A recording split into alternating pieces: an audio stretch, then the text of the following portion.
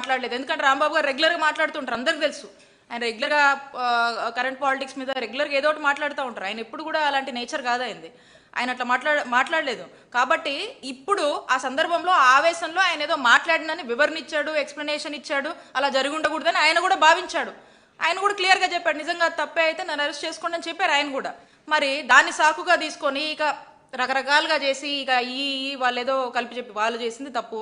Clear అండి, ఒకటే, తిరుమల లడ్డు సంబంధించినటువంటి విషయంలో ఎటువంటి కల్తీ జరగలేదనేది స్పష్టమైంది రిపోర్ట్స్ ద్వారా. వైసీపీ వాళ్ళు బలంగా ఇది జనంలో తీసుకెళ్తున్నారు, ఇది వెళ్ళొద్దు, దీన్ని డైవర్ట్ చేయాలంటే ఇలాంటి హింస ఇలాంటి ఏదో చెయ్యాలి కాబట్టి ఈ డైవర్షన్ కోసము ఈ విధమైనటువంటి అంశాలని తెర మీద తీసుకొచ్చి ఈ హింసని ప్రోత్సహించారు అంతే. ఇక వాళ్ళు దాన్ని కప్పిపుచ్చుకోవడానికి ఏది పడితే అది మాట్లాడుతున్నారు, అనేక అంశాలు తెస్తున్నారు.